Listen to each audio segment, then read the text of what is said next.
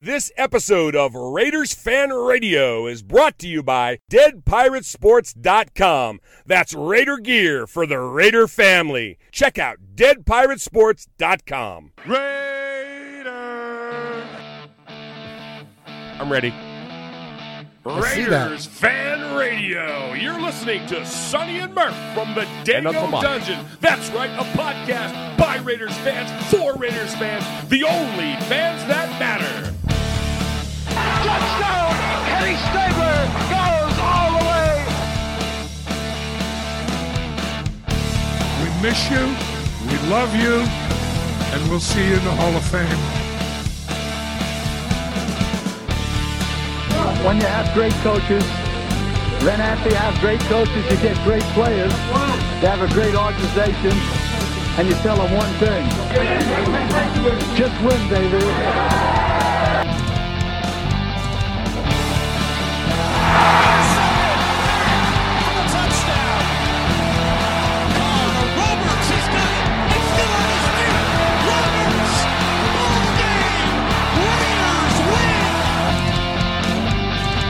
I love this team. I think this team can win. I think this team can win. Welcome once again to another fantastic, or what we hope to be fantastic, episode of Raiders Fan Radio. That's right, this is your old buddy Murph here, back again in the Dago Dungeon, episode 73. So there's just a huge litany, a literal plethora of incredibly famous Raiders that have worn the number 73, and they are...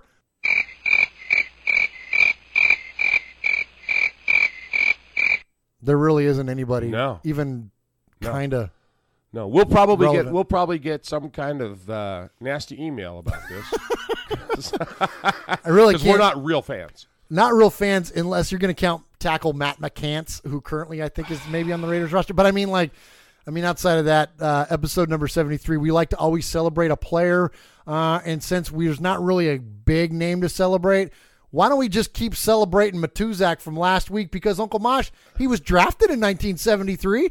First round draft in 1973. First overall selection?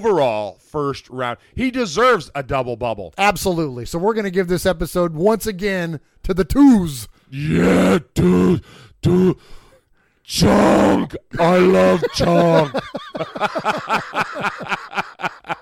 Getting ready to kick off another show here, so thank you for joining us on this WrestleMania / Masters Sunday. Thank you for all the new listeners that are joining us. We are back from a little bit of a vacation, and man, our last show just really kind of went through the roof with Keith Smith coming on board, new fullback for the Oakland Raiders. So thank you to all the new listeners that are out there. So if you are new to the show, again, welcome in. I am Murph. Normally, we have a co-host named Sonny who's on hiatus from the show. So in Sonny's absence, we have Old Faithful. We have our Uncle Mosh that here to ride shotgun in the Dago Dungeon, joining me here on Raiders Fan Radio. So welcome to the show, Uncle Mosh.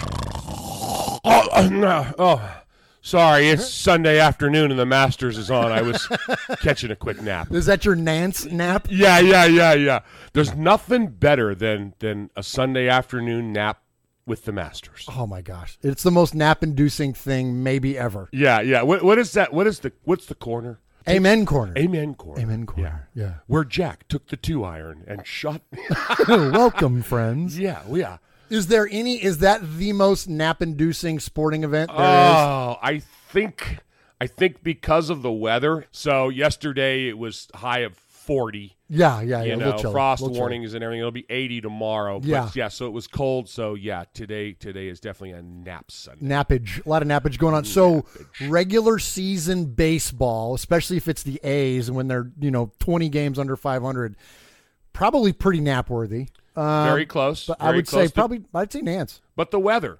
The weather has a lot to do with it. That's right. The weather's got a lot to do with it. It's not hot. You're kind of bundled up and nice and warm on the couch with the blanket. You got a blanket. Summer, you got a little hot toddy action going on. Little pimento cheese sandwich and a nap to follow. Hey, let's talk about something real quick. Okay, let's go. One phone call, and I can have 25 old people here to kick your ass.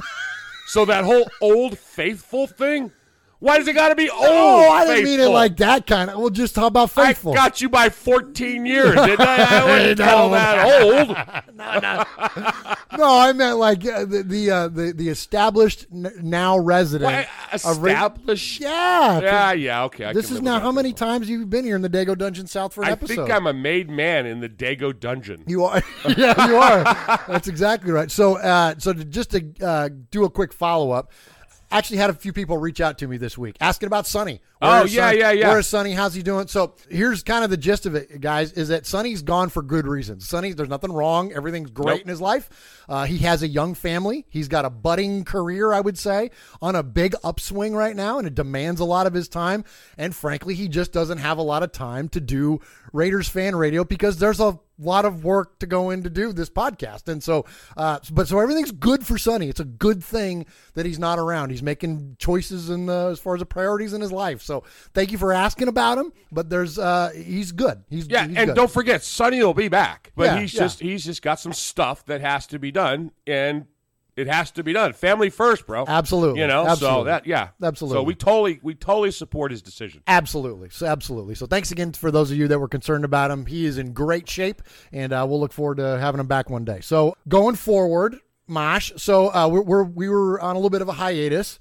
We had the Keith Smith interview, as I mentioned, and then we took a week off. I went out of town. I went to Orlando. I went down to Universal Studios down in Florida, and I got to tell you, I have some fan stories to come back with from the trip. So I love Raider Nation. We love Raider Nation, right? Absolutely. Why we do this show is about our Raider fandom. Had some fun Raider fandom-y things happen on vacation. So while we were down there, we went to the Universal Studios main park, right? And the park has characters all over it, like any good theme park, right? And they have to stay in character. Right? You can't break character. No, there's no sense in that. No, when you're on the clock and you're working at Universal or Disney, absolutely, you're in character when you're on the ground. Or it's your last day. Or it's your last day. So we're walking through Universal Studios in the Islands of Adventure, where they have different shops and little restaurants and rides and whatever. So there's one of those pirate leather working kind of stations, right? And so we're walking by. Of course, I'm wearing a Raiders hat, as I do every day, most of the time, and I'm wearing my Raiders fan radio shirt. And I hear this, "Our Raiders!" And I look over, and the guy, and he goes, "Are you a Raider fan?" And I go, yeah. It's the guy that runs the booth, right? The pirate guy that runs the booth. And he goes, "Are you a Raider fan?" I said, "Of course." And he goes, "Let me talk to you for a minute, me lad." He goes, "Tell me about your feelings about John Gruden. What do you think about him coming back home?" And so we go, and I end up having like a 10-minute conversation with this guy about the Raiders, and he stays in character the whole time. It was amazing. And so we took pictures with him and stuff. So that was pretty funny. So then another day we were down there. In fact, it was later that same day because I'm wearing the same hat, the same Raiders fan radio shirt. We went to one of the gift shops down there in the park, and one of the guys, his name is Peyton, stopped me, and he said kind of same thing. "Hey, man, are you a big Raider fan?" Of course, yes, I am, and that's why I'm wearing this shirt. There's a show I host and whatnot. So I told him I'd give him a shout-out because the kid is from San Diego originally. He now works at this shop in Orlando. And he and his buddies started this website called The 407. It's _407. You can find them on Instagram. They are a sports and entertainment website for the Orlando area. He's a big University of Central Florida fan, which is where Shaquem Griffin is, who we've talked about numerous times on the show, where he's gone to college. And he's from San Diego, so he asked about Rashad Penny, another player that we've talked about numerous times on the show. So great kid. Wish him the best. Check out the 407 for our Florida listeners. Check out what Peyton and his buddies are doing down there. It seems to be a pretty cool website there. And so anyway, so I told him we would definitely support him and appreciate him. What? And what I was going to say, the fact that he's from San Diego, he's a hometown Raider fan. I know, right? Yeah, exactly.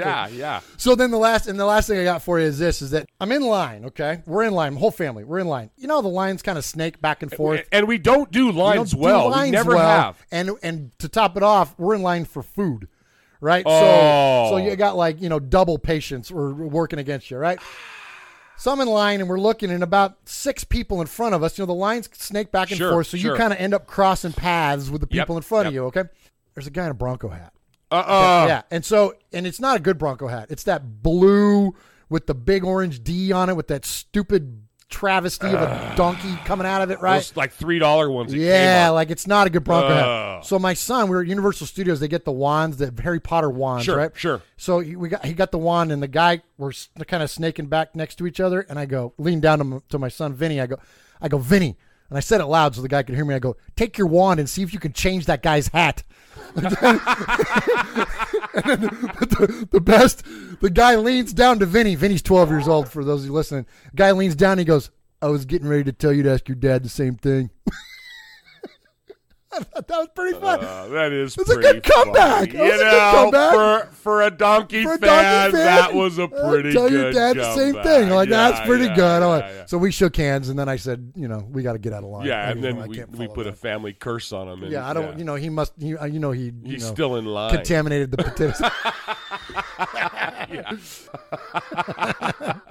All right, but I digress. So let's move on here, Uncle Mosh. Let's get into the show here. First off, Uncle Mosh, hang on. See, I got to bring up the ads. I always forget to bring up the ads.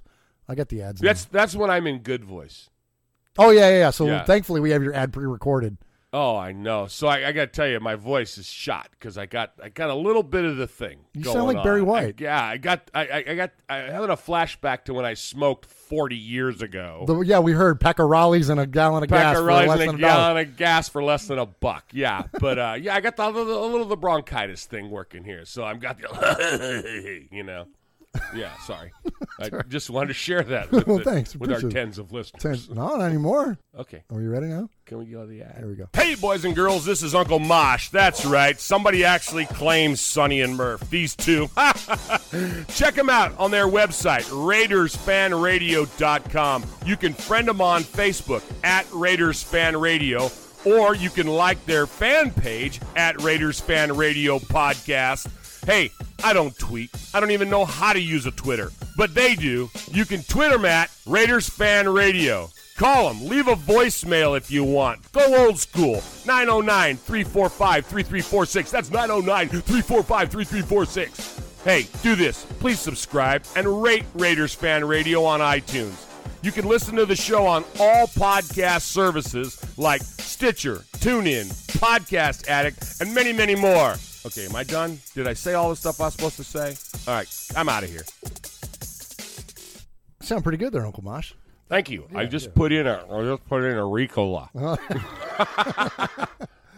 All right, Mosh, so let's kick off. Let's get to some Raider news, hard-hitting Raider news that we always have here on Raiders Fan Radio. Hard-hitting news. So for the new folks that are joining us, this is your place for Raider fans. We're not hardcore analysts. We're not hardcore experts on anything other than the fact that we love our football team and we like to talk about our football team. And that's it. That's the only qualifications that we have. We have a good time. We have a good time. Yeah, we enjoy what we do, and that's half the battle to having a good time. Absolutely. It's the lighter side of fandom, it's right? The lighter side that's of what we do here. So, speaking of the lighter side of things, or the antithesis of that, we're going to talk a little bit about John Gruden this week. Okay. We're going to talk about the criticism that he's been getting this past week. Then we have a fantastic interview with Matt Schniedman, who is the beat writer for the Oakland Raiders. A wealth of knowledge. He works for the Bay Area News Group and covers the Raiders for the San Jose Mercury News, which we grew up on as residents of San Jose. So we're going to get to an interview with Matt. Then we got the Sea of Fans mailbag, and then we have Murph's Black Hole, the internet, then to close us out. All right, so let's get to it. So the first story we have this week is John Gruden criticism. Now, Mosh, we've seen the Raiders have made a plethora of moves here lately. We've seen that they've cut Michael Crabtree. We've seen that they've cut Marquette King. We've seen that we've brought in free agents, although they haven't been the big names, the big high-priced free agents, guys like, Ndamukong Suh or, I don't know, you pick it, Malcolm Butler, Dion Lewis, like whatever. There's been a bunch of them. So the Raiders have gotten criticism for that, and it's really within the crosshairs of John Gruden. So there was some articles this week that were basically, have you lost faith in John Gruden? To me, Mosh, it's kind of silly. Is it too soon? Yes. And here's why. And I'm just going to throw a couple things out at you, and then I want to hear what you have to say about it. John Gruden is 38-26 as the Raiders head coach, okay? You know when the last time he was the Raiders head coach? The last time he coached a game for the Oakland Raiders? January 19th, 2002. I was going to say, it's been 16, 17 years. Yeah. Okay. So that was the last time the guy coached a game. So any criticism that you have of John Gruden is completely unfounded because the guy hasn't even met his players yet. So we're not talking about you guys. There's zero reason based on results to criticize the man, right? This makes me crazy. This makes me crazy. I wish that you could see me roll my eyes. I know you can feel it. I feel it. Feel the eyes. Why do you people write about folks coming into a position of authority saying, hey, here's the key to the kingdom. You have carte blanche, but you have to keep all the trash. No. Yeah, no. You clean house, baby. You put the people that are your people. I'm not talking about just football. It's politics. It's business. When you come in and you start anew, you start anew. You don't come in and say, okay, we have this foundation of this house that's rickety. Let's just put more stuff around it no, you level it to the foundation and you start rebuilding. You don't put new wine in old skins. It ain't going to happen. Right. It ain't going to happen. Everybody does it. They're going to get rid of there's a reason we needed John Gruden. Because because the last system didn't work. So why shouldn't he get rid of people? Why shouldn't he say, hey, you put your trust in me. Why not let me have a shot at it? Blows my mind. I know, it's crazy. That people It's will crazy buy talk. into this crap without giving the guy a chance. So what about okay, so he lets guys like Marquette go and Michael Crabtree, right? And so clearly there was a dysfunction in the relationships of the people in the organization last year. My other nephew called it months ago. Months ago. So that was the whole reason behind letting players like that go. So the players he's brought in since, you look at the veteran guys, and he's gotten, again, a lot of criticism for the age of these players, for, guys like Leon Holler, 35 years old. And okay, what is his job? Well, hold on. Let me get to it, because I'm going to set you up here, because I want to hear your feedback on this, because I think I know where your take is on this. So he brings in all these veteran guys. Gruden hasn't met his players yet. He has a legitimate system that he's going to run with this team, something that we didn't have last year. Right. There's going to be a defensive and offensive identity to the football team that was non-existent last year.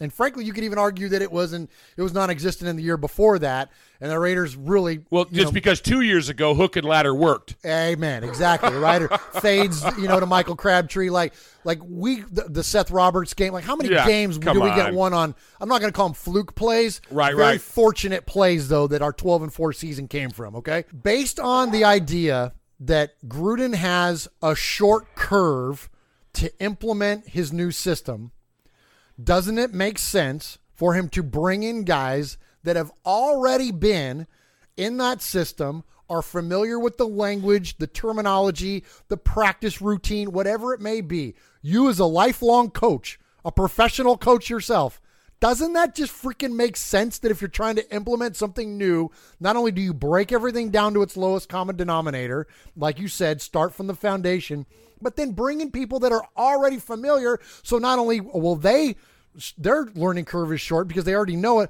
but then can't they then in turn coach and teach themselves, the young guys that are in the system? You're only as good as the people around you, okay? So you try to amass this collection of tools that you can work with, and that's what he's doing. He's putting together these guys that it may not be that they are the premier choice on the field, but it's the off-field stuff, it's the locker room stuff, it's the leadership stuff, it's the work ethic stuff, it's all the rest of it that can make you a winning team. And that's what he's doing. And they're not even giving the guy a chance at it. So, yes, you're exactly right. It has to happen that way. He has to put together the people that he knows he can get results out of. And I guarantee you, if he brings in a veteran player who's 35 years old and the guy's not Gian and Han, he's not going to be there long. Yeah, that's true. And he's cheap to get rid of, too. So you don't want to play my way? Okay, you know what? There's probably a position for you on the Broncos. Because they want all of our cast-offs. Oh, my gosh. I can't wait for that game. Yeah. Oh, my goodness. So, and I think that, also, the other criticism was the high price guys, the big name free agents, guys like Ndamukong Suh. That, well, first off, the Raiders aren't in a position. This has been talked about to death, but the Raiders aren't in a position financially to bring in guys like that because they have to pay Khalil Mack upcoming and Amari Cooper upcoming, and we have some big contracts on the horizon. And then here's the other thing: we saw Richard Seymour play. We saw Warren Sapp play. Right. We've already been down the road of the high-priced defensive tech. Like, do we really want to do this again, Raider Nation? How many championships did we win with Richard Seymour? None. Exactly. We got a bunch of freaking personal fouls. Like, come on, guys. Like, think about the big picture when you look at this stuff. Be patient and let the thing play out. One other thing about Gruden that I do want to cover, just earlier this week, Amy Trask and Ice Cube were on the Rich Eisen show. When I'm working in my home office, I have the Rich Eisen show on here, and so I apologize a little bit for the audio quality. You could tell that it was recorded on short notice because I just grabbed the quickest thing I had, which was my phone, and I stuck it up underneath the TV that I have here in the office. So I recorded it straight off of the TV. That's very clear. You can understand what's going on. But so paint the picture. So it's Amy Trask sitting there. Ice Cube is sitting to her left, and then Rich Eisen, okay? And they're basically talking about anything and everything. Mainly about their new basketball league, the Big Three that they're partnered on. But Rich asked Amy, who was a longtime advisor of Al Davis and, the first female executive hired and all that good stuff. And Ice Cube is a big time Raider fan. So very appropriate for Rich to ask about the John Gruden hire. And this is what she had to say. What would Al, Amy, think about Gruden being back and for the amount of money for which he is back? What do you think? Wow, that's a two-part question. It is. It is. That's a big financial undertaking. I haven't read the contract, so I don't comment on contracts I've not read. What if it was 10 years, $100 million? Well, but we know, you don't know. The devil lies in the details, Rich. Is there a buyout provision? Is there an opt-out provision? Is there a sliding scale? Okay. No matter how you carve it, it is a lot of money. But look, the Raiders had some very, very shrewd business reasons for making a deal like that. The team is leaving a market in which those magnificent fans have supported the team through thick and thin. And they need to keep those fans engaged for a minimum of a year, possibly more, that the team will be there before they say, bye, Felicia. And now they're going to a market in which they have a lot of expensive That's not Los Angeles, though, so that's a mistake. But there you go. But look, the team's undertaking a really breathtaking amount of debt for the new facility in Vegas. And they've got a lot of really, really expensive product to sell. Suites, club seats, sponsorships, all of those things. And so signing Gruden is very shrewd from a business standpoint. He's going to energize the fan base. The fact, though, that he is back on the sideline in the silver and black, is that something Al wanted? It's not something that ever came up. I mean, we never talked about it. Never? Because of the way it all broke up? Al would want on the sideline anyone that he believed could help the team win. Amen. So it would depend on his analysis. Was that going to help the team win or not? That, I think, epitomizes it right there, right? Yeah, in a nutshell. Is it going to help the team win? And every decision that John Gruden is going to make for this football team from a personnel perspective, is it going to help them win football games? That's the only deciding factor. And then one last thing I'm going to throw out at you, too, is that, well, actually two more things. If I read a quote the other day, and it goes like this: if he's going to be the guy, this is the guy to turn him into the guy. And I heard that quote, and I thought of Derek Carr immediately. And I thought of some of these other developmental players that we have, guys like Amari Cooper, guys that haven't seen, and I call them developmental because they haven't seen their potential yet. Right.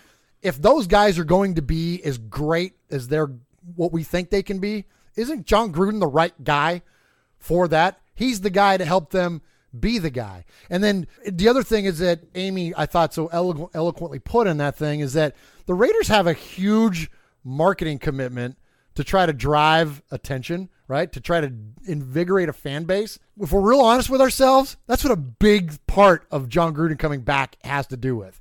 He didn't just come back for the money. He came back because he wants to be part of something that's going to carry this organization to Las Vegas, right? There was something that she said that it needs to be reiterated, and that is Al would want the guy on the sidelines that could win. Gruden wants to be the guy on the sidelines that can win. Throughout all their troubles and all their whatever has to do with their breakup and blah, blah, blah, and all that and speculation and what's true and what's not true and what's history and what's not, Al and John had the same end goal: win football games. bottom line, win football games. Gruden didn't come out of retirement because he needed the money. Gruden didn't come out of retirement for any other reason than he wants to coach, and wanting to coach means wanting to win. And Al Davis's mantra with the Raiders, just win, baby. So it's all about winning. Now, and somebody could criticize me and say, hell yeah, well, everybody that's coaches wants to win. Oh, yeah, but think about it. It's not a win at all costs. It's to win the right way, and that's what Gruden's doing. It goes back to the start of this segment. What are they criticizing him for? Because he's making changes because he wants to win. We hired him because we had faith in him, and he knows how to win, and this is part of what he's doing. Last thing I'd say about it, get over it. What's wrong with all the reading I've done? I don't see your name up here in these mock drafts. Is there something I'm missing? No, sir. Is there a flaw, a dramatic flaw? No, sir. Yeah, there's two different kinds of perceptions of me. There's one in the media, and then there's one that matters. That was from John Gruden's quarterback camp when he had Derek Carr on there. So absolutely, well put, Mosh. I agree. And all right, so let's go ahead. We're gonna next up here on Raiders Fan Radio, we have an interview, as I mentioned, an excellent interview with Matt Schniedman from the Bay Area News Group. You want to get some draft stuff? You want to get into some football nerd stuff? This was the guy, man, and I'm not calling him a nerd. I'm just saying that this stuff that he has, the knowledge that he drops on us, and the amount of detail, this is the stuff where my football nerddom really kicks into gear. I love talking to guys like this, and so I really appreciate him taking the time to join us here on Raiders Fan Radio. So we got that interview for you next.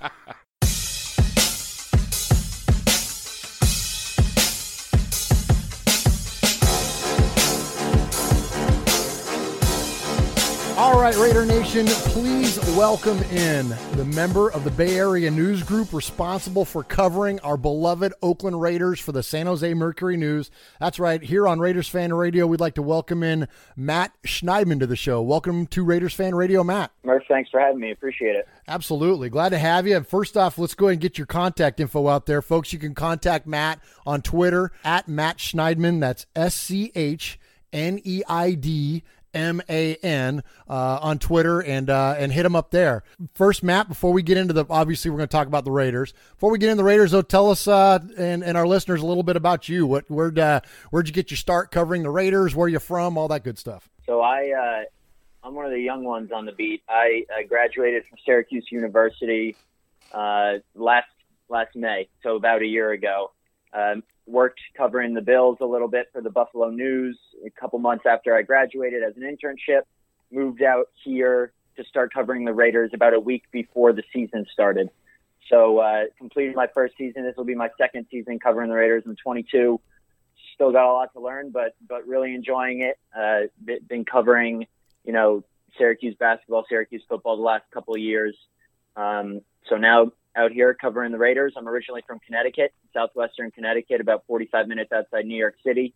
Never lived in the Bay, so it's new for me, but enjoying it and looking forward to get season 2 underway. So, I had a friend of mine one time that referred to San Francisco as the Manhattan of the West Coast. Is that what it feels like to you? No. No. I was born in Manhattan, so and I go to New York City every time I go back home, and New York City is way different than San Francisco. Well, we grew up in San Jose, both myself and my co-hosts. We all grew up in San Jose, California, so we're definitely familiar with the Merc. But one more thing I do want to ask you about back east is that there's a pretty strong tradition of football that comes from Syracuse. Players like Harrison all the way back to Jim Brown and Donovan McNabb and Freeney and Keith Bullock, but none more important though than for us in regards to the Raiders than Al Davis. Was ever any talk or how much awareness was there that Al Davis was a Syracuse guy? Yeah, not much. I won't lie. I learned that right when I got out here. So I didn't have much knowledge of that. But, yeah, nothing recently from the football department in Syracuse because they're not very good. But definitely some interesting names. And like you said, Al might be one of the more important ones on that list. Absolutely. Well, all right, let's move on to the current state of the Oakland Raiders. One of the reasons that we wanted to have you on the show today was to talk a lot about the draft. The draft talk is heated up and it's in full go. But also, before you get to the draft, you got to go through free agency. And there was quite a bit of movement for the Raiders in free agency. You had an article most recently about one of the most recent free agent signings, which was Dwayne Harris. And talk a little bit about that, about some of these more recent signings, some of these like fill-in guys, these depth players, special teams guys. Tell us what your thoughts are about that. Yeah, so I know Raider fans may not be thrilled because they're not, Ndamukong Suh or trading for Odell Beckham, or there haven't really been any big splashes other than Jordy Nelson, and that might displease Raider fans who want that big splash, want that quick fix.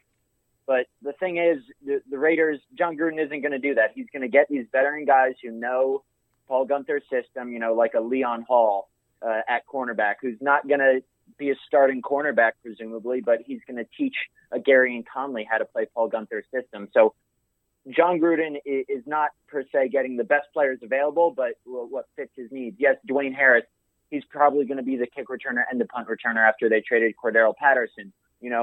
A Marcus Gilchrist could start at safety beside Carl Joseph. Rashawn Melvin might start at cornerback if they don't go cornerback early on in the draft. So some of these guys, although less heralded and older in age, could really fill some nice needs and bring that veteran presence, but also more skill than what the Raiders had last year in, let's say, a Sean Smith or a Reggie Nelson or some of the linebackers that they had. That's still very fluid because Navarro Bowman hasn't re-signed yet, even though the Raiders want him to. So I know not big splashes, big names and veterans, but I think Raider fans shouldn't worry too much because John Gruden knows what he's doing. And isn't it kind of par for the course when you get a new head coach? I mean, they're going to bring in their own staff. They're going to bring in a lot of their own guys. And, when we look at whether it was when Del Rio took control of the team in Raider history, or when any head coach takes over in a new franchise, isn't that kind of par for the course that they kind of jettison some players and they kind of bring in some of their own guys, right? Like, we shouldn't be surprised by this. Exactly. If Raider fans expected John Gruden to do things the same way Jack Del Rio did, then they're silly. I mean, I'm not shocked that he cut Marquette King. I was surprised, but I'm not shocked. I mean, people can say whatever they want about the personality or the financials, or the thing with John Gruden is, he doesn't care about what happened in the past. Bottom line is they need a massive overhaul. They went 6-10 when they were supposed to, be among the elite teams in the AFC, if not the NFL. So John Gruden, we knew there was going to be some overhaul, maybe not this much, maybe not as much as we expected, but certainly you hit it on the head. Anytime a new coach comes in, you're going to see some change, especially if your new head coach gets a 10-year, $100 million contract. He's going to do exactly what he wants. And something else I think that some of the criticism that you see, and of course, we're all just a bunch of knucklehead fans, and we come up with some wild stuff. But some of the things about Gruden and him being a control freak and him having control of the personnel and him having this and him having that. But you've made what I thought was a very critical point in your article, and it's at mercurynews.com. You can see it there. So Raider Nation, check it out. You mentioned that Gruden's showing a lot of trust in a coach like Rich Bisaccia. And he's bringing in Bisaccia's guys, like he's delegating really more to his coaches and letting them make the decisions of who they want. And then that's who they're in turn bringing in, right? Or am I reading that wrong? No, you're exactly right. I mean, Rich Bisaccia was Gruden's special teams coordinator with the Buccaneers for all 7 years while Gruden was there. And you're right. I mean, he's not being a dictator and like, we're only getting the players I want to get. But you see guys like Kyle Wilbur, Keith Smith, Dwayne Harris are all going to have a big role on the Raiders special teams, and they all played on Bisaccia's special teams unit with the Cowboys. So Bisaccia's word and assuredly the word of, Paul Guenther and Greg Olson, Gruden definitely has his ears open. It's not a dictatorship over there. It's not what some people are making it out to be, and Gruden gets who he wants and when he wants and this and that. Reggie McKenzie has a say. His coordinators have a say. And like you said with Bisaccia, that influence is clearly there with some of the guys the Raiders are bringing in to revamp their special teams. Let's go ahead and get on to the draft. Let's go and look at some of the spots here. You get to the latter rounds, it can almost be a crapshoot, right? So, I mean, I don't want to try to drill down necessarily in who your mock would be for all 11 freaking picks that the team has, because they have a ton of them, right? But what do you think do we see early? You know, we see names like Vita Vea. We see Roquan Smith. We see, you know, maybe if there's a corner available. We don't think Denzel Ward's going to be there, but if he were, that would be the guy to then match up opposite of Conley. Or does Josh Jackson from Iowa make the cut? Like, what do you think there? There's so many different things. And last year when we were all convinced, slam dunk, Reggie's going to take an inside linebacker in the first round, and then look what he did. He went and grabbed Conley, which, you know, we don't know what the results are of that yet because we haven't seen Conley play enough, but, you know, everybody was convinced that was going to be the position to draft for, and then they didn't draft for it until like Corey James or something eventually, right? So what do you think? What's going on with our Raiders in the first 1 or 2 rounds this year? So the good thing is because they have so many needs on the defensive side of the ball, I don't think they can go wrong with their first round pick. You have a guy like Tremaine Edmonds. You have Roquan Smith, like you said. I think if Denzel Ward is on the board, you grab him. But, you know, I think defensive tackle is the biggest need right now. You have Maurice Hurst from Michigan. You have Vita Vea from Washington. You have Edmonds. You have Smith. So I think any of those 4 guys are probably the most realistic picks, since I agree. I think Denzel Ward is going to be off the board as well. In the second round, I think they go offensive tackle. They need a right tackle. If they want that offensive line to return to respectability in the NFL, they have to get that right tackle spot shored up because Marshall Newhouse was very shaky last year. His worst game was probably, ironically, against the Eagles when Gruden called that game. So they're going to need to get that right tackle spot shored up.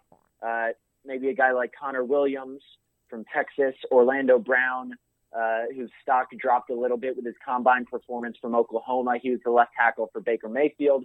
So I definitely think they address the offensive line in the early rounds. Probably not first round because that might be too much of a stretch. But definitely in the first 2 or 3 rounds after they take, I think, a linebacker or D tackle at number 10. You know, a lot of fans have been critical of Reggie McKenzie's drafts, other than obviously a 2014 draft when he knocked out of the park and pulled Derek Carr in the second round and Khalil Mack in the first. How critical is it that Reggie gets this one right? How important is it to him that he gets this one right? It's probably very important.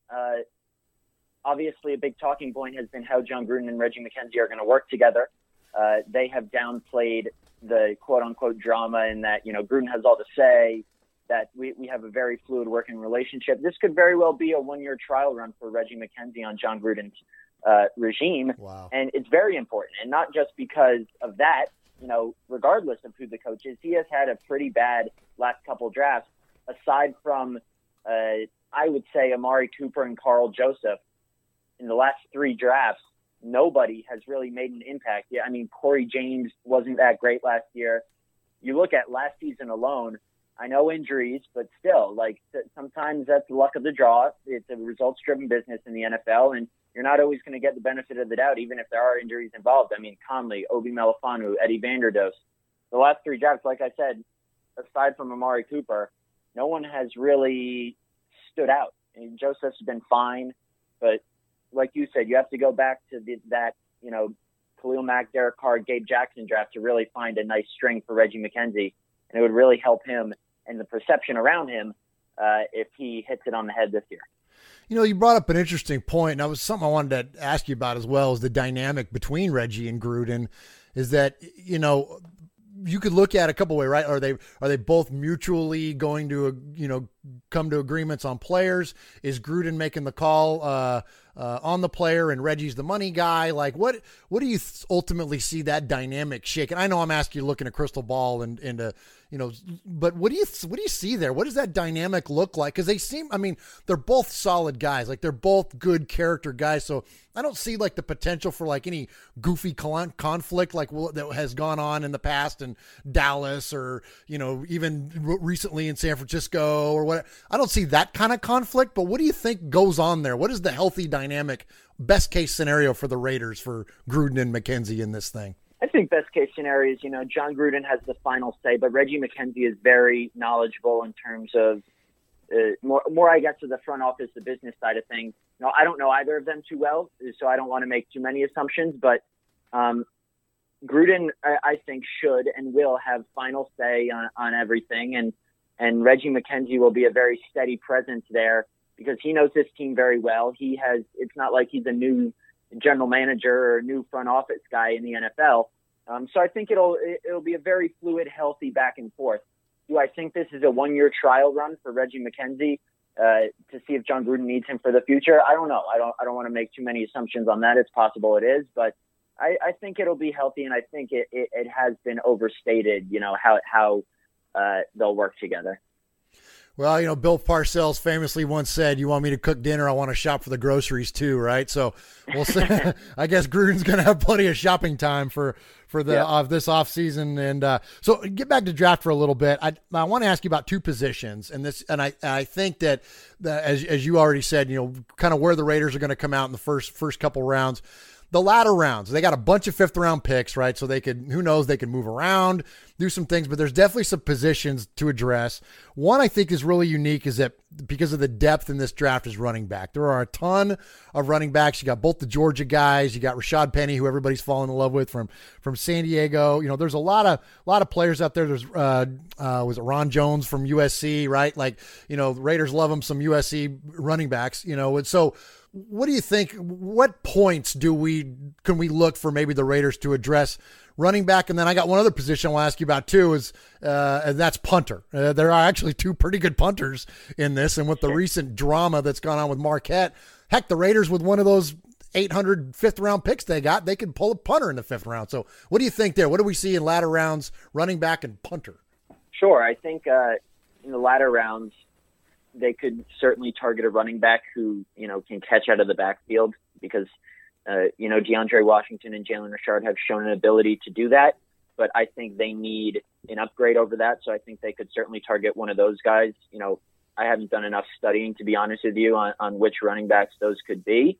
But I certainly wouldn't be surprised if they targeted a guy. I'll throw out, they worked out a guy last week named Mike Boone from Cincinnati who can, not a big name, but he can certainly catch the ball out of the backfield. So a guy like that in the later rounds. And punter, absolutely. I think the two guys you were alluding to are J.K. Scott from Alabama and Michael Dixon from Texas.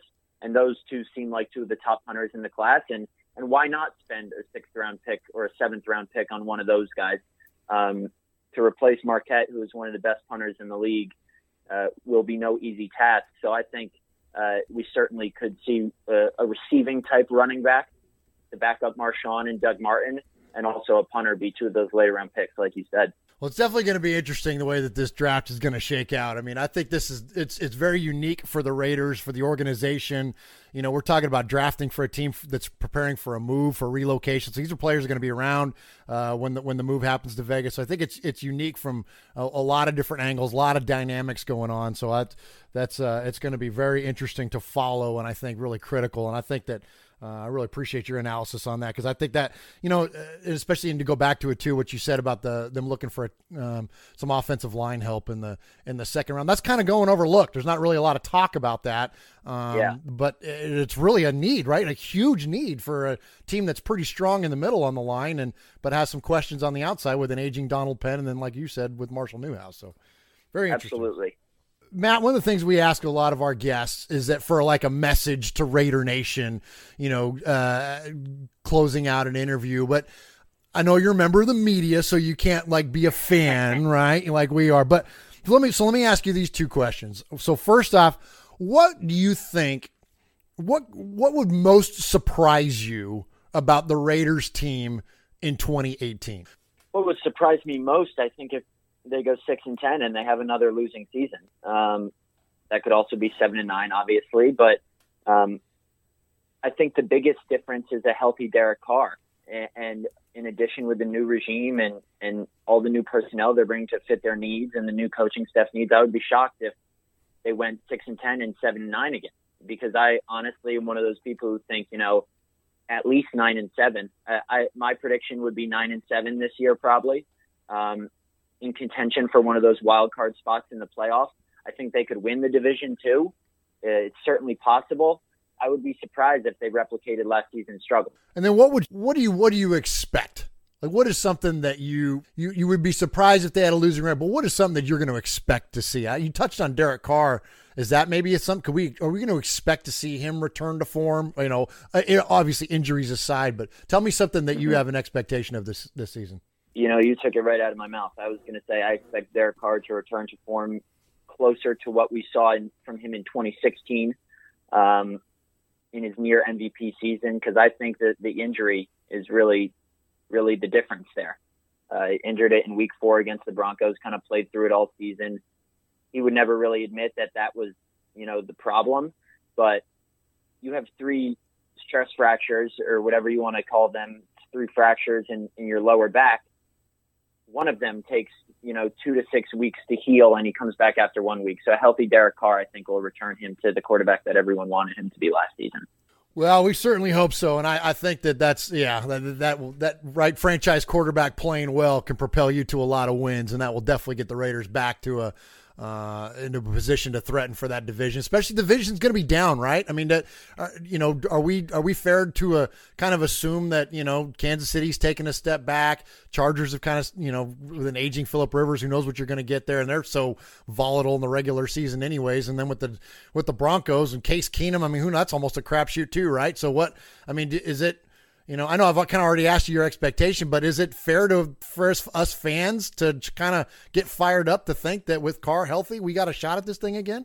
It's possible. I definitely think the Raiders are in contention for the division. I think it will be a down year in the AFC West again because of the reasons you said. And right now the division's there for the taking. I think Derek Carr is the best quarterback in the division, and the quarterback runs the team. And if Derek Carr plays well enough, I think the Raiders could certainly win the division. There's no doubt in my mind about that. Good deal. Well, I'm going to record that. We'll snip that out, and then we'll play that back for you later after they do. And we'll see. See, Matt was right. All you got to do is listen to Raiders Fan Radio and hear Matt's prediction on the division, and he was completely right. But anyways, okay. But Matt, thank you very much for joining us here on Raiders Fan Radio.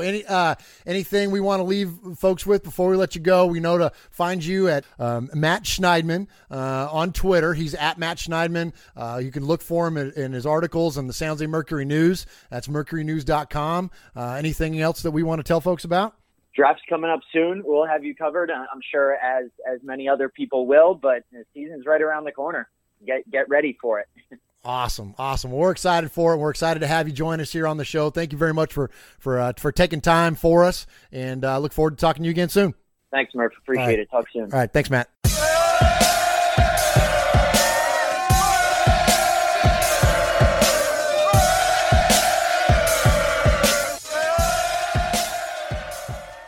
All right, Raider Nation, there was our interview with Matt Schniedman of the Bay Area News Group joining us here on Raiders Fan Radio. Appreciate his time, appreciate his knowledge. Uncle Mosh, let me ask you a couple of things that Matt had to say there. At the end of the interview, I asked him, what would surprise you for the 2018 season, and what is your expectation of the 2018 season? Give me one thing of each. And his surprise would be if the team went with another losing record. What do you think about that? Being a lifelong Raider fan, that's my off-season response every year. Yeah. But really, seriously, he's dead on. He's dead on because we're all thinking Super Bowl or not. Super Bowl or bust. This is our year, and like you said, Gruden haven't even met his players yet. The players haven't met their coach yet. Turn it on the other way around. Yeah, right. Yeah. But we're going to be amazing. It's our time. I think so. Yeah, I think so. The division, he mentioned the division's going to be down. There's questionable quarterback play for all 3 teams in our division. Yes, I'm calling Phillip Rivers questionable because the guy's attractive. He's tired. Well, Captain Red Ass, man, I'm telling you. Oh my gosh, that guy. I'm telling you, overrated. But anyway, so he's probably a nice guy. He's a wonderful. He's probably guy. a nice He's a wonderful guy. human being. Yeah, he just wears the wrong uniform. That's exactly right. Yeah. But so anyways, the division's going to be down, so the Raiders are perfectly set up. Frankly, they were set up this last season too. They were. You know what I mean? And all things. When you roll the clock back, Raider Nation, just a couple of years, and you see how this thing was playing out with, franchise quarterback, elite pass rusher. You look at all the different things that, we're building up on our team. And well, in the meantime, on the other teams in our division, they were falling off. Peyton was retiring. The Chiefs were, getting older on defense, whatnot. I mean, so anyways, but even now it's even come to even more of a point of perfect storm for us. Like the Raiders, this is the Raiders' time. And like you said, we all every year go, well, we're going to win the Super Bowl this year. But come on now. Like this year, we ought to, at minimum, win the division and make a deep run. Like that's at a minimum the expectation for this team. So speaking of expectation, his was to see a healthy Derek Carr and a return to form there. What do you think about that? I think, and we've touched on it a little bit. I think we've touched on it a little bit this week. We touched on it a little bit last week with the cleaning house. With the discord in the locker room and the things that have come to light about last year, with that being wiped away, and by staying healthy physically and mentally and socially within their own network, I think it's going to be a good year. I think I'm real positive about it. Absolutely. I think that's going to be that's where we're going to see when we say return to form. That's what we're going to see is that 2 years ago when everything was clicking, man, when everything was clicking. Nobody enjoyed a good Donnybrook more than sixth-year linebacker Phil Villapiano. Linebacker, number 41, Phil Villapiano. This is Phil Villapiano, and you're listening to Raiders Fan Radio. All right, Uncle Mosh, next up here on Raiders Fan Radio, we have our Sea of Fans mailbag, and we got a couple treats in here this week. I think you're going to like these. I'm excited. Yeah, I think you're going to like these. We got some fun stuff to get to here. Anytime you want to call us here on Raiders Fan Radio, you can always reach us at the voicemail, the Raiders Fan Radio hotline. What is our number? 909-345-3346. That's right. It's 85 degrees in the San Francisco Bay Area. Traffic's a little rough on the 101. You may want to take the alternate. Check out the 5. The 5 even run up there? No, it's the 1, isn't it? It's the 1. It's the 1. It's the 1. But anyways, all right. I do that out here all the time. Out here in where we're at in Middle Tennessee, it's 840 and it's high Interstate 40. And I'll refer to it as the 840 or the 40. And I'm sorry, what was that? The what? What did you do? The what? Do you know where that came from?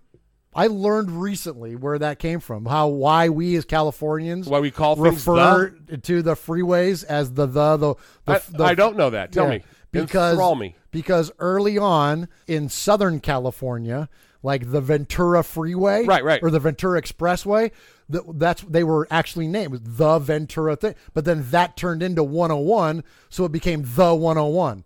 Oh, no way. Are you serious? And I don't know if I got the street, what became what right, but that's why, is that they were actually named things. They weren't numbers.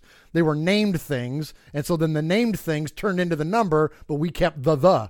So it became the 5 and the 101 awesome. and the 280 and the 680 and the 880 and the 17. Well, I never called it the 17. No, I never called it 17. It's just 17. Yeah. Yeah. And did you going to the Oakland Coliseum? Do you say take 17? You don't say 880. No. You take 17 you to take the 17. Yeah. Which was funny too. How people funny is no, that? it's 880. No, it's 17. Well, it might be 880. Depends on how old you are. Yeah. But when I was buying Raleighs for 49 cents a pack, it was 17 all the way. That's right. All right, here we go. See a Fans mailbag. There he is, fading, looking. He's under the gun. He's caught. He throws. It is. Oh, he caught it.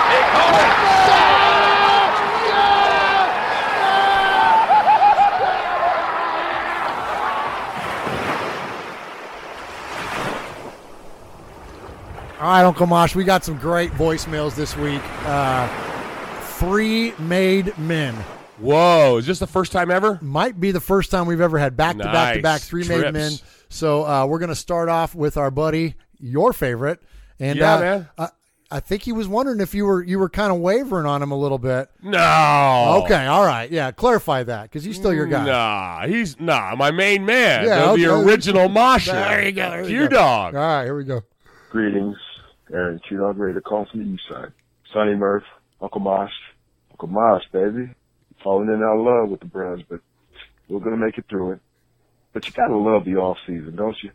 I mean, you watch all the Raider threads and you watch NFL Network, ESPN, NFL, Game Day, all these things, And all they want to talk about is John Gruden this, John Gruden that, the Raiders released this, the Raiders picked up that. Look, all of this stuff doesn't matter because the off season is the season for everybody such as myself who doesn't know anything about Adam giving their 2 cents about every team that they so-called love. But you know what? The silver and black, we are relevant again. We are in the mouths and minds of everybody that doesn't give a doggone about us, and you know what? Screw them. Let's talk about all these off-season moves. We have 75 Raiders on the roster right now, including 3 long snappers. What the hell are we going to do with 3 long snappers? We've got 13 Raiders that are in excess of, 30 years of age? That's 17% of our roster, man. But you know what? We're parking a lot of salaries. We're parking a lot of people that have been acclimated with these coaches that we've brought in. But you know what? I think it's part of a plan, baby. I think we're going to get all these dudes in because, you know what? We haven't recruited a soul. We haven't drafted anybody. And we're going to teach them how to play.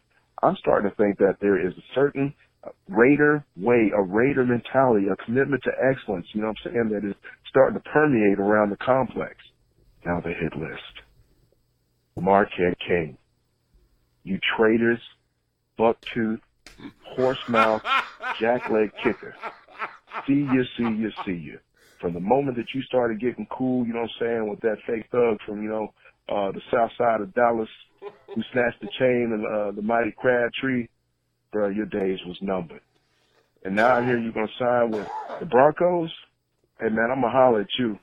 You better not come through Oak Cliff. But you know what? We got rid of a lot of dead weight. But one of my least favorite Raiders came back. Reggie doggone Nelson. He better not make the 53. You know how I feel about him. I think I'm getting dangerously close to the end of this call, so I'm going to go ahead and let it expire. Look, go Raiders. Forget the haters. He's one of the best. Q-Dog He's one of the best. I'm going to make cards that just like with Q-Dog-isms, in the minds and in the mouths. Yeah. What'd he say? Go with the Raiders, forget the haters. The Raider way. But the best was horse tooth. Well, I was laughing so hard I was choking. I never got the rest of it. Jackleg. Horse tooth. He's so Q-Dog, that's why you are my main man. Oh, my gosh. How funny. Yeah, he's great. He's great. We got to have him on. I'd love to. Yeah. Love to. Yeah, that's a great idea. Q-Dog, next time you call, leave your contact info. We got to hook that up. That'd be so funny. That'd be good. He alluded to a lot of the same things kind of that we referred to already here on the show. Marquette, let's just kind of hit on that, and it's been talked about to death this week, but it's, he kind of crap-talked Gruden. He made some goofy jokes on NFL Network. Tell the story. Just go ahead and tell the story about with the stupid joke and the whole thing. I wish I had the audio here to play the clip, but basically it's this, is that when you go on NFL Network, when you guest on there, it's like when you do ESPN, you kind of are there for the day, and you do numerous shows. Sure. And so he did 2 segments on NFL Network. One was kind of like a remote studio, and then the other one he was in studio with Lindsey Rhodes, I think is who it was. And so they said to him, what do you think about your new coach? And he said, that's that guy from Monday Night Football, right? Crickets. Right? And so he made the joke the first time. Then on the same network later on, he made the same joke. So it was totally premeditated. Never referred to him as coach. Never referred to him in any kind of respectful tone or manner or anything. Just made this silly joke about being the Monday Night Football guy. And frankly, Marquette's delivery is not good. Like, he's goofy, but he's not charismatic at all. And Q-Dog would say it's because his horse teeth get in the way. Yeah.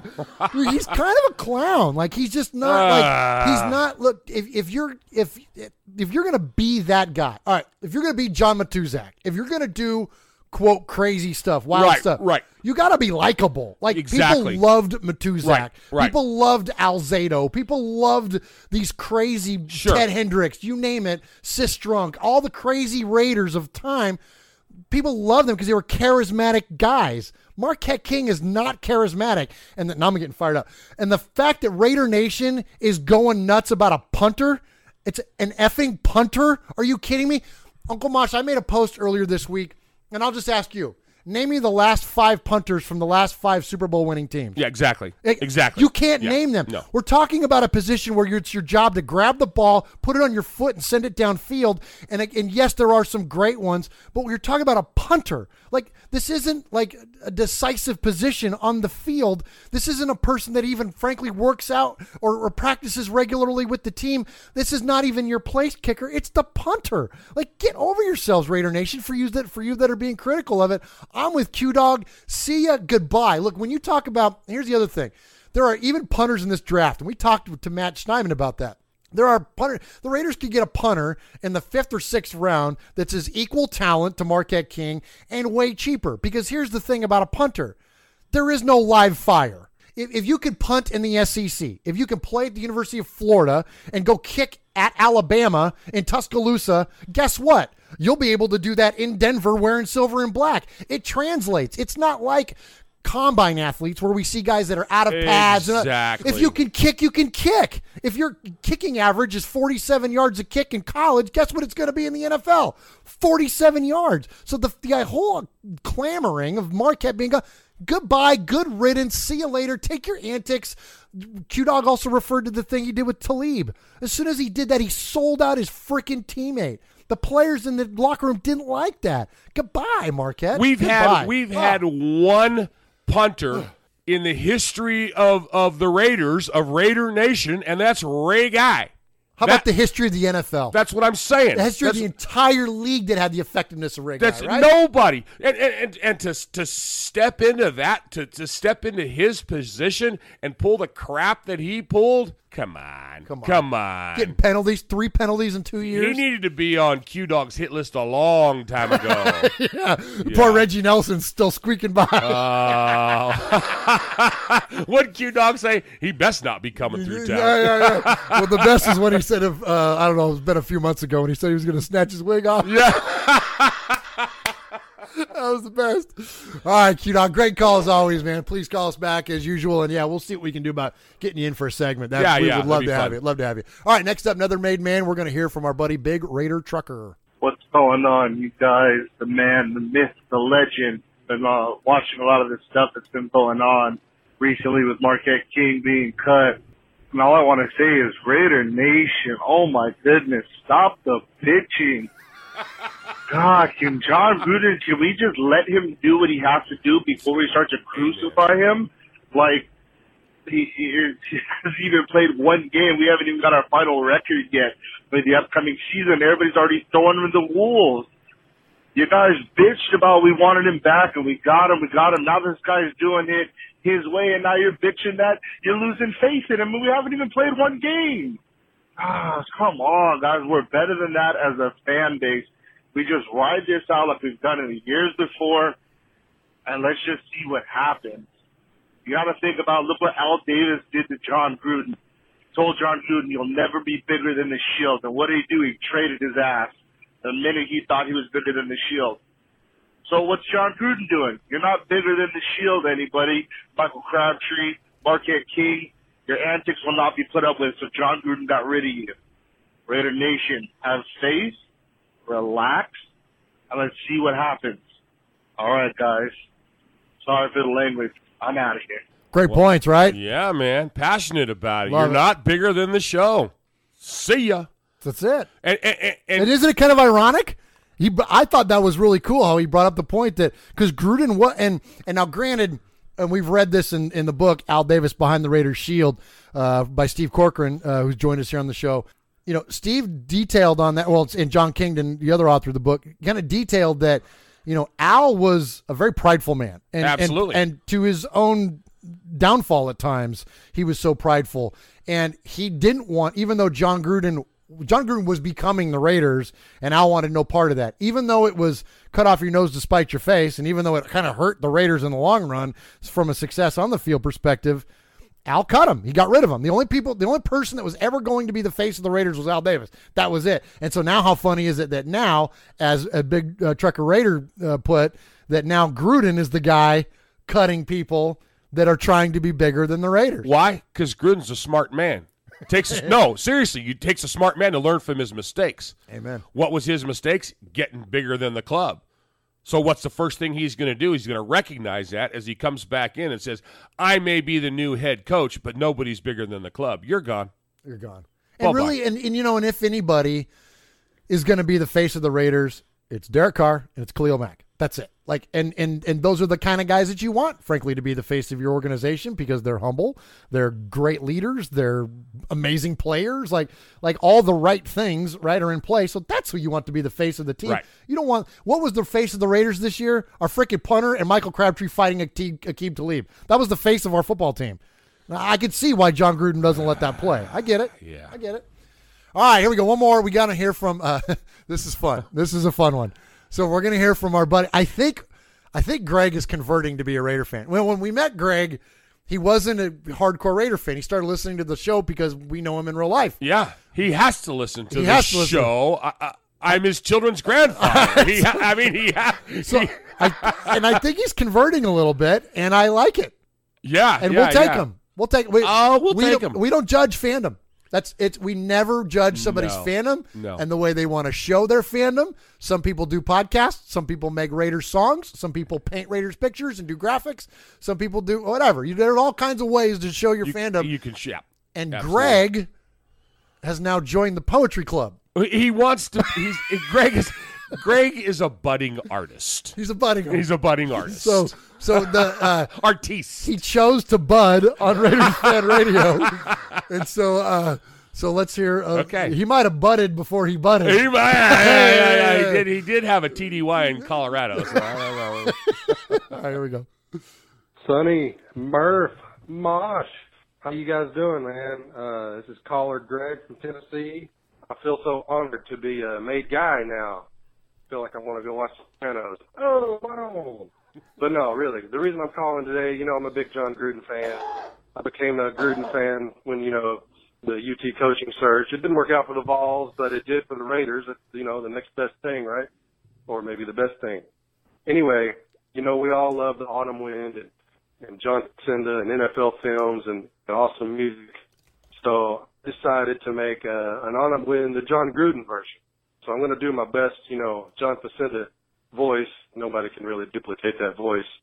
Kind of makes me want to, take a smoke or something for 30 years, see if, to develop.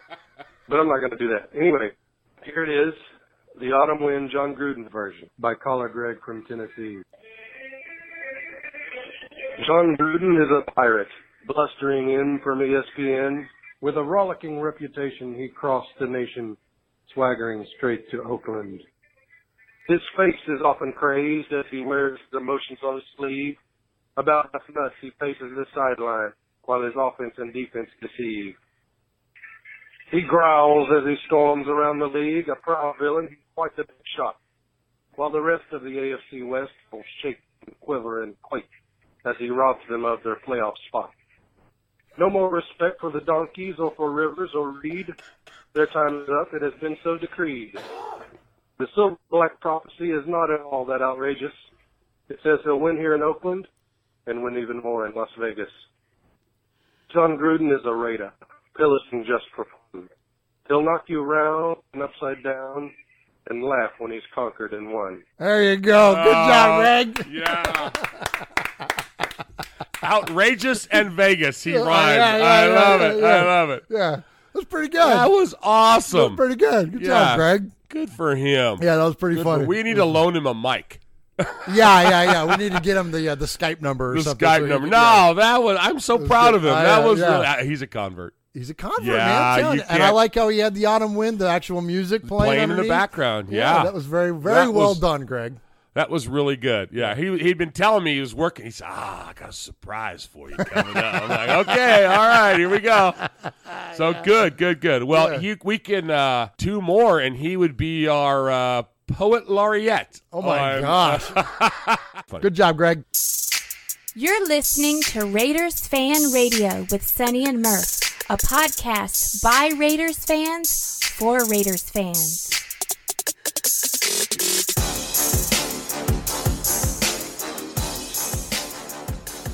All right, Uncle Mosh, we're going to get into our last segment here. We're rounding third here on Raiders Fan Radio. Already? We got WrestleMania to get to. Woo-woo! All right, so speaking of WrestleMania, That's going to lead us to our black hole of the internet this week. Okay. So, all right. So, hold on. Since it is the black hole of the internet, I guess I got to play the music. Ready? Come on.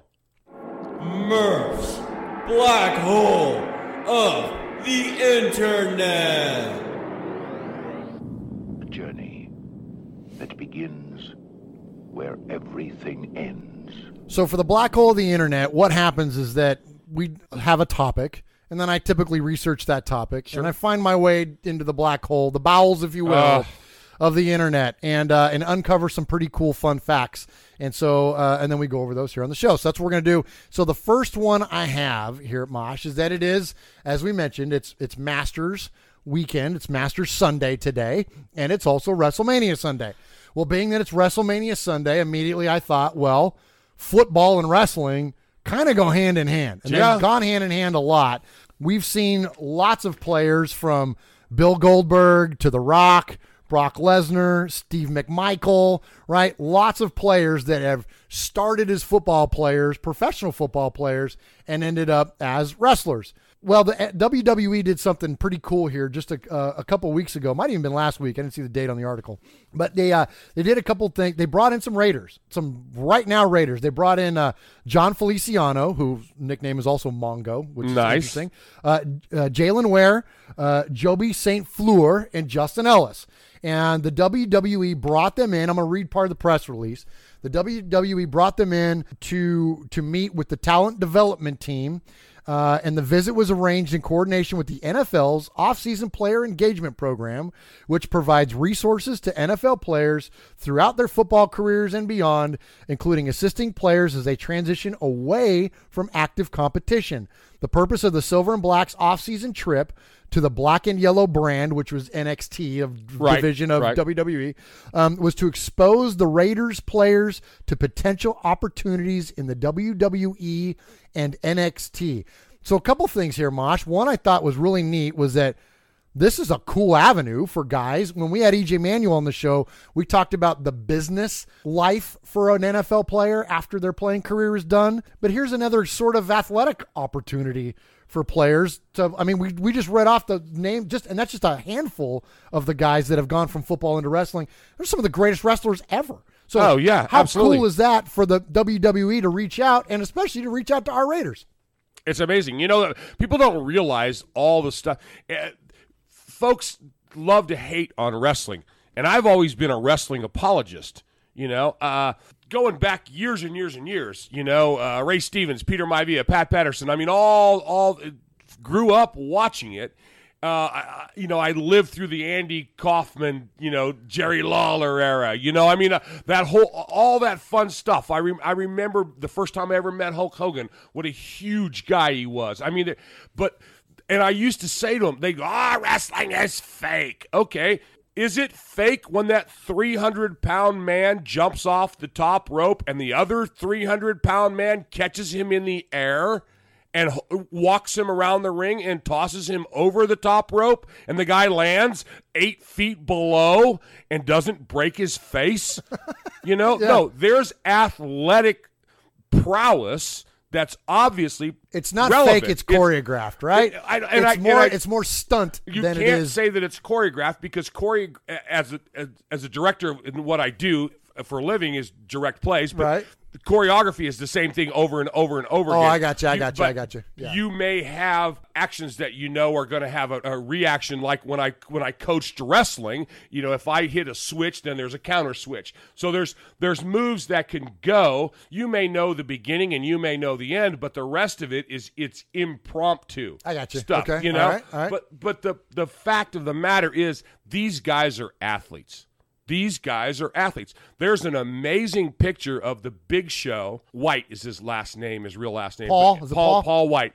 And look at the abs on this guy. It's amazing. That's what it's titled. You can Google Big Show abs. And his guy's 500 pounds, and he's got his shirt up. I mean, he's rock hard. These guys are athletes. You don't get to be 60 years old like Jerry the King Lawler, like Ric Flair, like some of these guys, and still be able to do that your whole life having not been an athlete.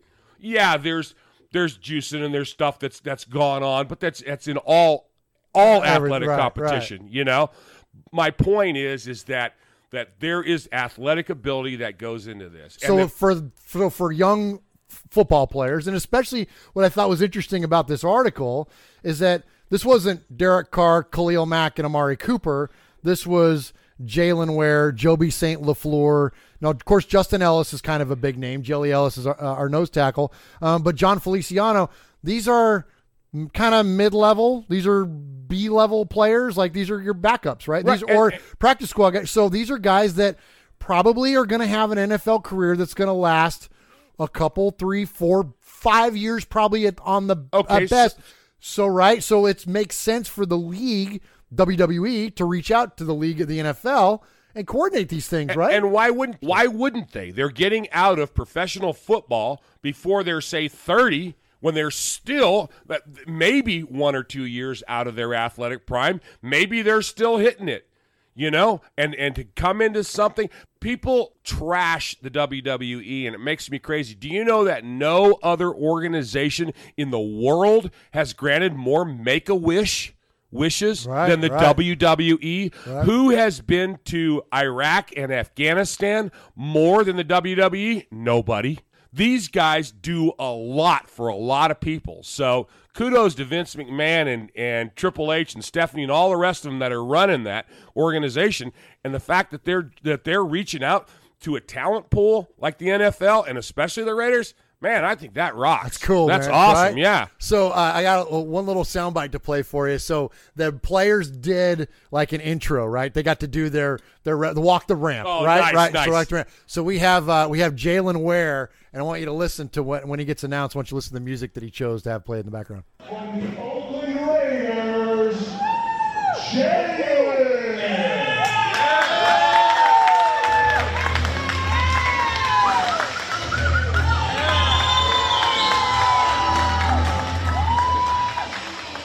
Could you hear it? Yeah.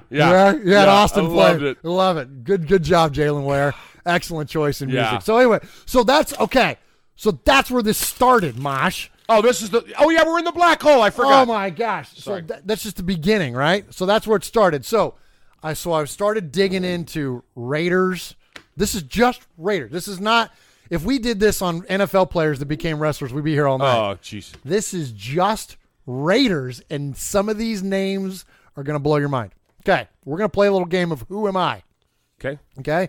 You clearly are a wrestling guy. You're a wrestling fan. Love wrestling. You coached wrestling for many, many years, high school wrestling, and you're just been a fan of the sport, pro wrestling and collegiate wrestling. Wrestling, whatever you want. What do you call what you coached high school, so it's not collegiate wrestling. What do you call it? It's scholastic wrestling. Scholastic wrestling. Yeah. Okay. Or folk style. Yeah. Okay, there you go. All right. So you're a fan of all things wrestling. So you're going to, I know you're going to get some of these, but I think I might get you on a couple. Okay. All right. So first off, Uncle Mosh, who am I? I was born. Well, first off, let me read you my Raider connection. In 1967, I earned a preseason contract with the Raiders, but I blew out my Achilles before the season started. I was born Eldridge Wayne Coleman, and I'm a retired professional wrestler currently signed to the WWE under a Legends contract. I was an iconic figure in professional wrestling and worked under the ring name blank, and I gained recognition for my tenure as the WWF heavyweight champion in 77 and 78. I'm an award-winning bodybuilder. I was a training partner and close friend of Arnold Schwarzenegger, and most remembered for revolutionizing the interview and physique aspects of the professional wrestling industry. Go ahead. You got a guess Jesse yet? the Body Ventura? Nope. Some of my proteges are Hogan, Ventura, and Ric Flair. Ooh. 1967, earned a contract with the Raiders and blew out his Achilles, and that turned him from being an Oakland Raider to one of the most famous professional wrestlers. But you talk about going back a little ways now, though. Yeah, so his proteges are Hogan, Ventura. Yes. Ooh. Yeah. Good one. Yeah, that's a good one. This one I thought I'd get you on. Give me a hint. Superstar. Billy Graham Superstar. Yeah. Was it Billy Graham Superstar? Superstar Billy Graham. Superstar Billy Graham. Yeah. I didn't know that he was a Raider. He's a friggin' Raider. Yeah. How cool is that? But the coolest thing about him, though, is when he had his hip transplant, they showed it live on Monday Night Raw. Oh, no, did they? Yeah. They showed him cut his hip open and everything. Oh. Yeah, no kidding. Nice. Okay, good. Okay. All right. So next up, I'm not going to give you my name because it will give it away. I'm an American retired professional wrestler, best known for my appearances in the 80s and the 90s in the World Wrestling Federation. I was a 2-time WWF Tag Team Champion. I won't give you his partner's name because that would give it away too, or the name of our team because that will give it away, but I'll give you clues if you need it. But he did headline the WWF Survivor Series in 1989. Here's his Raider clue. After graduating from high school in 1973, he pursued a career in the National Football League where he played for the Oakland Raiders and Dallas Cowboys in practices and preseason game. I'll give you a clue because I got to give you at least a little bit of a clue. He was a tag team champion with his brother. 80s and 90s, that could be a Hart. There you go. Yeah. Wow. Bret Hart? Or was it Owen? No, the other one. Oh, Kevin. God. Anvil, man. But that's he's a brother-in-law. Neidhart, Jim Neidhart, I'm pretty sure married one of the Hart sisters because they talk about the Hart dungeon and he was trained. That's what threw me off. I messed you up, guy. I didn't ask you right. Yeah. He's brother-in-law. So okay. James D. Anvil Neidhart. Yeah. Sorry. Okay, that's my fault. Sorry, it happens. All right. No, hey, it's all good. That was a good one though. Okay, all right, here we go. So could be one of the biggest names. Could be. All right. This is a long one. Okay. I'm not going to tell you my born name. Well, to give you my birth date, though, 1966. Okay, I got it. I was there. You might get this on the first line here. Okay. I'm currently a financial commentator featured regularly on Fox News Channel.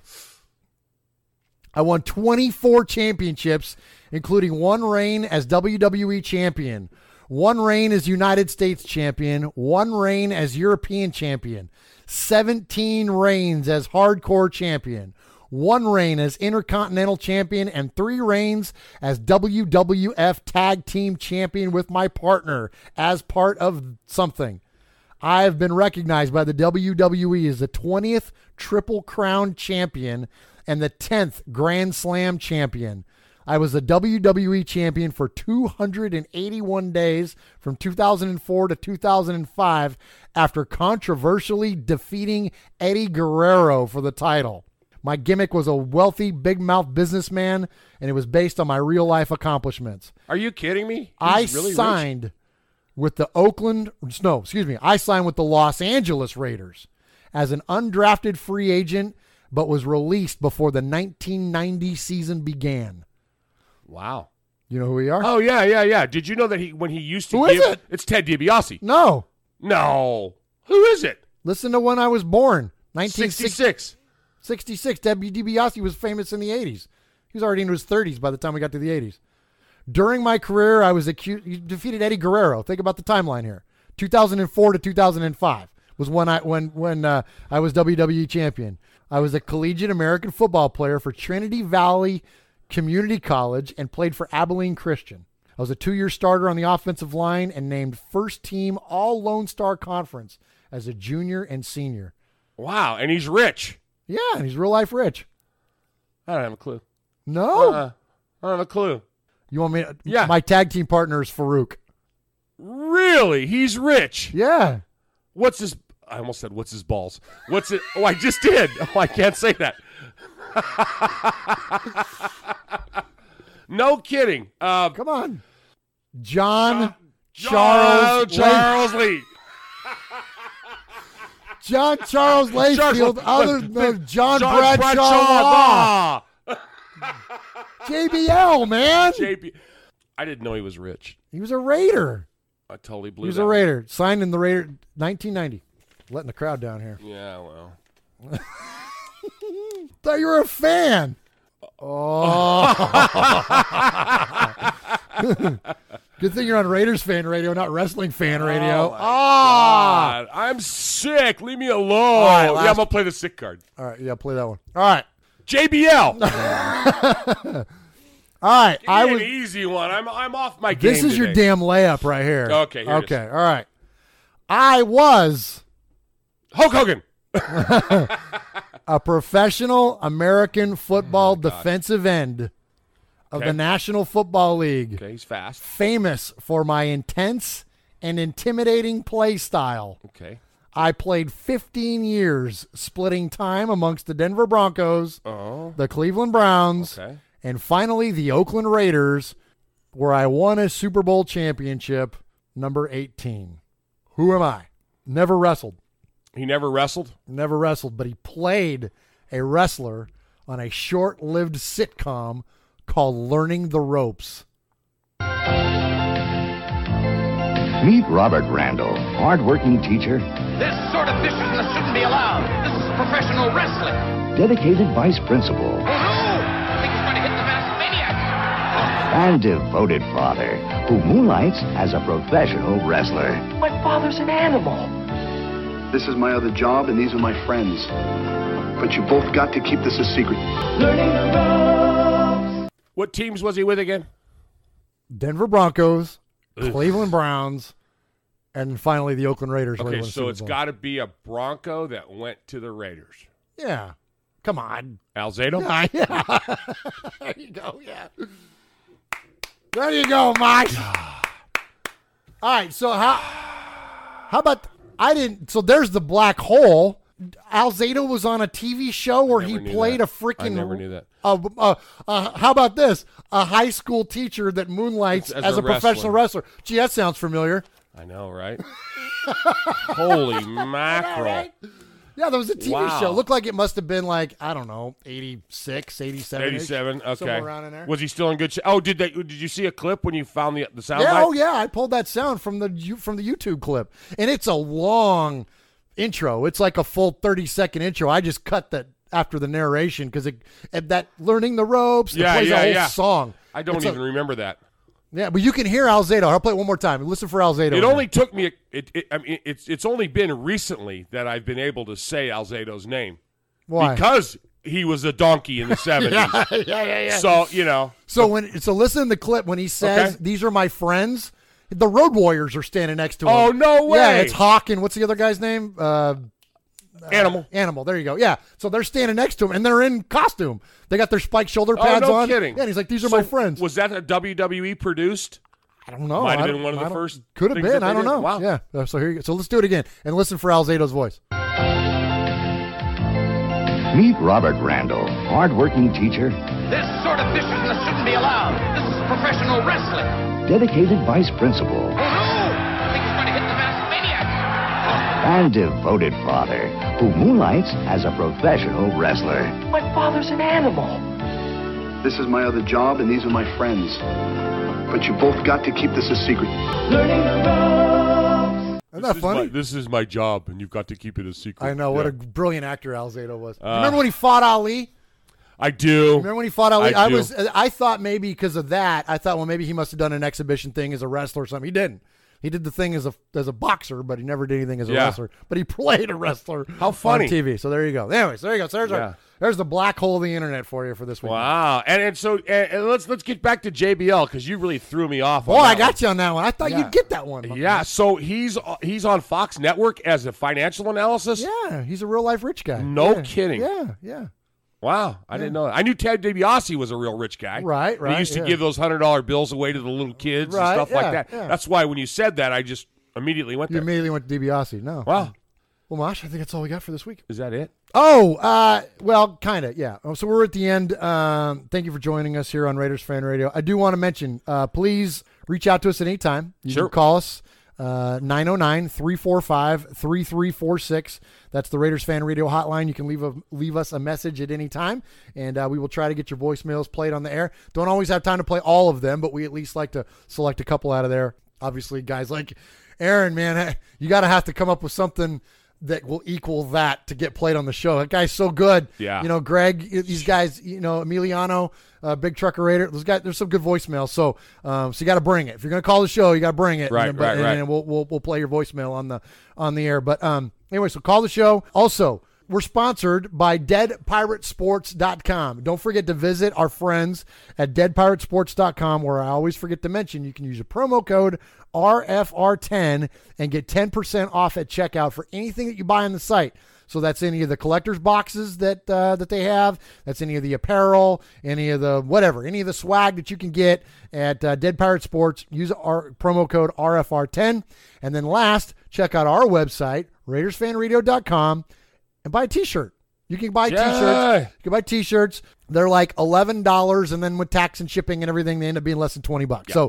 So check it out, and you'll see pictures of our shirts on there. Good friends of the show like Ted Wynn, Emiliano. You'll see on there. You'll be able to see our T-shirt models, and Greg's on there. There you go. Well, and don't forget to rate us. Oh yeah, right. Subscribe, iTunes, Stitcher, Podcast Addict, Spotify, wherever you can find a podcast, you can certainly find us. So thank you to all of you for checking us out again this week. Thank you to, again, all of our new listeners. You know, we kind of see our ratings and looking good, man. Thank you very much, man. And don't forget, you guys have started this in the off season, sending in family memories.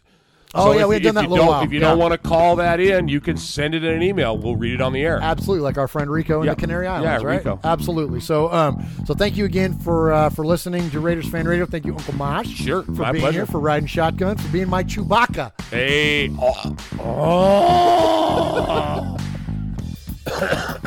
There you go.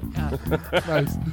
All right, so that's all we got for you this week on Raiders Fan Radio. See us again next week, where we will have, I got to tell you this, we got a fun guest next week, Kenny Stapler. Nice. Kenny Stapler from the Pillaging Podcast will join us for an interview and a segment next week. We look forward to getting caught up with Kenny, who runs a great podcast out there. Lots of Raiders material out there, fan-generated or whatever you want to call it. And the Pillaging Podcast is one of the best. So we definitely consider those guys peers of ours, and thankful for Kenny and him joining us here on Raiders Fan Radio. So we'll get to talk to him next week. That's right. And like they say, the Raiders in your minds and in your mouths. No, what did Q-Dog say? Yeah. In there. Yeah. No, he said. I don't think that's how it went. How about Raider Nation wherever? Yeah. Yeah, the Raider way. No, that's not it. You're dying over there. It's Raider. How about from the womb? When? To the tomb. Okay, let's what do I say? Forever? Yeah. Okay. I'm ready. Oh, good. Well, that makes one of us now. Okay, sorry. All right, it's Raider Nation wherever. Forever. Marquette King, you traitors, bucktooth, horsemouth, jackleg kicker. See you.